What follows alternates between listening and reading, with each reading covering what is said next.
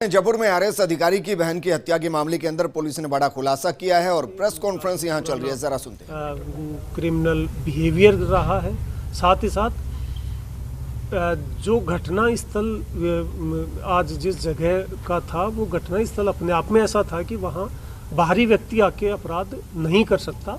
ऐसे में जो कोई भी आस पड़ोस के लोग थे उन सब से भी पूछताछ की गई। वहाँ के आस पड़ोस में रहने वाली महिलाओं से पूछताछ की गई क्योंकि इसमें मृतक का जो थी वो महिला थी। उसी पूछताछ के दौरान और उसी सर्च के दौरान एक लड़का सामने आया है जिसका चेहरे पे कुछ खरोंच का निशान था। उसने मास्क लगा रखा था बट उसके बावजूद एक खरोंच का निशान हमारे पुलिस टीम को नज़र आया और उससे जब मास्क हटा के देखा गया तो उसके चेहरे पे कुछ खरोंच के निशान थे।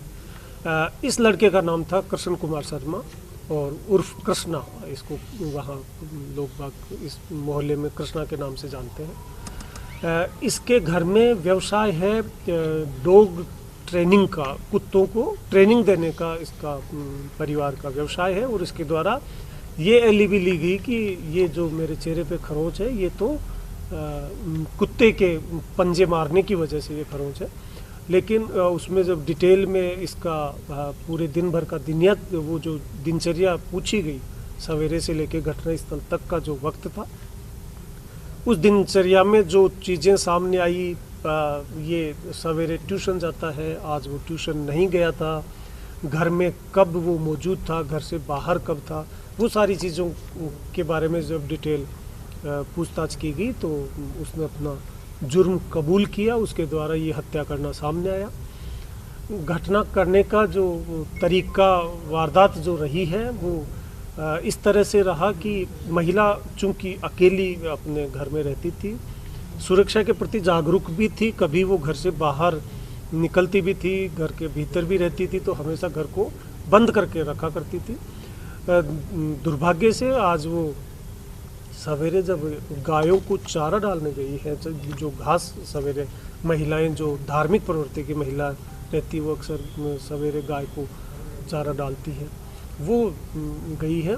उस बीच ये आरोपी घर के भीतर प्रवेश किया है। इसने उस समय घर का दरवाज़ा बंद नहीं किया गया था।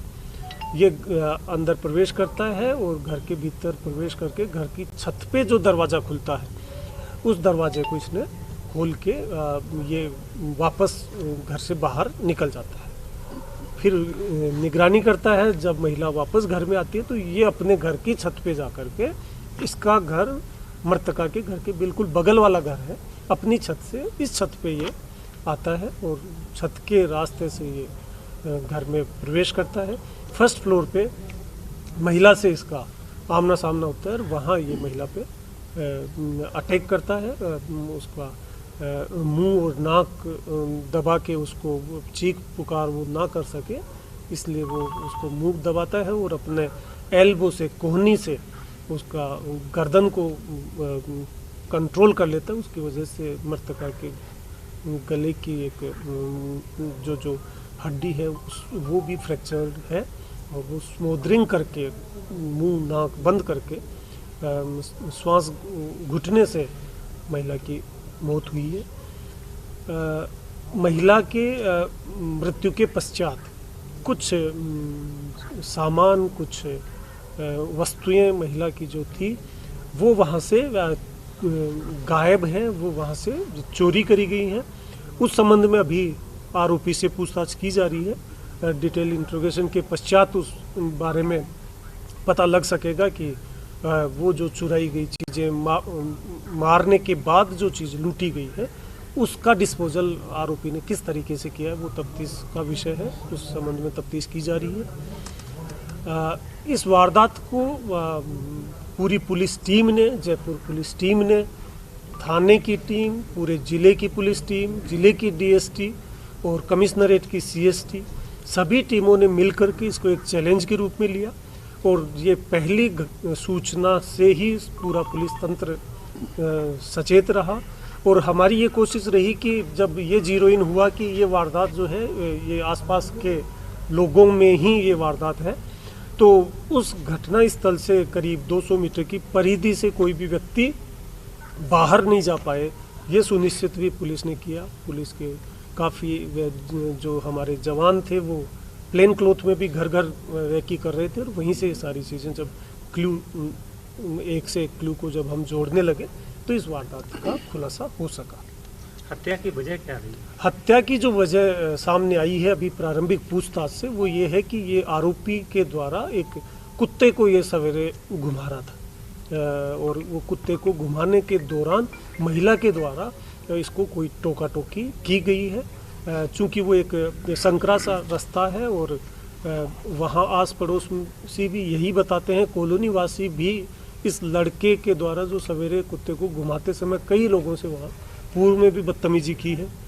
वहाँ का मोहल्ला भी इसकी ऐसी हरकतों से परेशान है, और इसी हरकत पे महिला ने इसको सवेरे टोका था। उससे आक्रोशित होकर के ही इसने इस घटना को अंजाम दिया है। और इस आरोपी के द्वारा पूर्व में भी इन मृतक महिला जो है इनको तंग परेशान करने के कुछ इंसिडेंट पुराने भी सामने आए हैं, जब इसने महिला के घर से कोई मोबाइल चोरी करने का प्रयास किया है। इसने पूर्व में किसी एक अध्यापिका के पैसे चुराने की भी बात सामने आई है। वो इसका कंडक्ट पुराना एक आवारा किस्म का ये लड़का है, उसका इसी तरह का ये पुराना आचरण रहा है। इसमें ये जो घटनाक्रम हुआ, पूरे घटनाक्रम के दौरान सामने आया था कि मुंह बंद है, कपड़ा ठूंसा गया है, देन उसके हाथ बांधे गए हैं। इन अलामतों को देखते हुए क्या लगता है, क्या इसमें भूमिका एक ही की है या और भी लोग इसमें शामिल हैं? इसमें एक ही व्यक्ति शामिल है, और जो मुंह में कपड़ा ठूंसा गया है उसकी वजह रही है कि महिला आवाज़ ना कर सके, चीख पुकार ना कर सके। उस चीख पुकार को दबाने का ये प्रयास किया गया। साथ ही साथ जो महिला के हाथ पांव बांध दिए गए, उसकी वजह पुलिस को गुमराह करना इसका मकसद रहा होगा।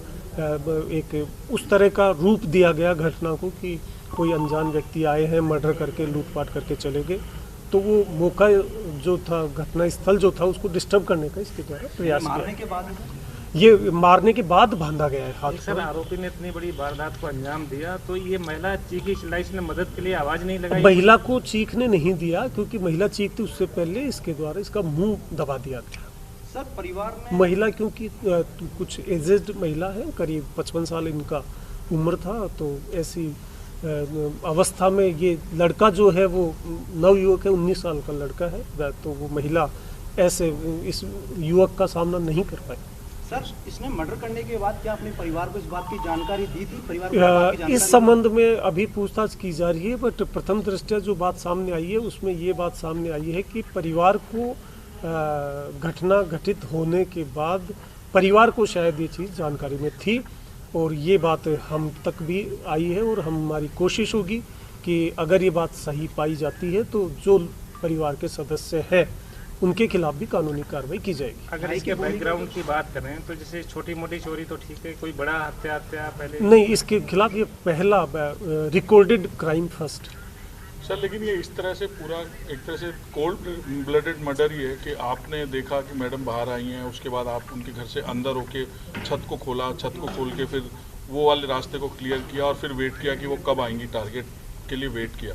और प्लस इसका जो बिल्डअप है, जब अभी आपने लोगों ने उसको दिखाया, उसके बिल्डअप के हिसाब से देखें तो मैडम को ओवर पावर कैसे किया हुआ, क्या तो ये मतलब क्या छोटी सी चीज़ डॉग वाला पंगा इतनी बड़ी वो हो गया अभी कि ये कोल्ड ब्लडेड चूंकि अभी कुछ देर पहले ही इसको गिरफ्तार किया गया है। प्रथम दृष्टया प्राइमा फेसाई जो फैक्ट सामने आया वो तो वजह यही बता रहे हैं, क्योंकि महिला का और किसी तरह का कोई इस व्यक्ति से कोई मतभेद होना, कोई रंजिश होना, इस तरह की कोई बात सामने नहीं आई है। लेकिन ये लड़का जो है वो जो पूर्व में मैंने बताया कि आवारा किस्म का लड़का है, साइकोलॉजिकल डिसऑर्डर जिस व्यक्ति के साथ होते हैं वही ऐसी घटनाएं कारित करते हैं।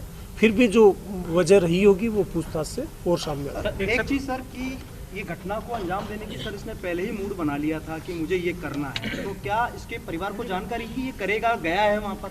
अगर ऐसा होगा तो परिवार भी बराबर का दोषी होगा, लेकिन पूर्व में परिवार को जानकारी होना ऐसा अभी तक सामने नहीं है।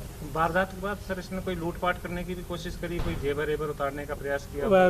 मृतका के घर से कुछ सामान गायब है, और जो सामान गायब है वो गायब आरोपी के द्वारा किस तरीके से और कहाँ किया गया उस संबंध में भी पूछताछ लेकिन की जाएगी। आपके हिसाब से सर प्राइम मोटिव यही है कि वो जो डॉग वाली लड़ाई हुई उसमें ये एक तरह से रिवेंजफुल एक्ट प्राइम ऑफेसर यही लग रहा है कि मर्डर फॉर गेन नहीं था, मर्डर उसका फॉर कोई गेन नहीं गेन करना था वहाँ से। मर्डर फॉर गेन का तो इसको रूप देने का कोशिश किया गया, अदरवाइज रिवेंज में की गई। सर इस तरीके से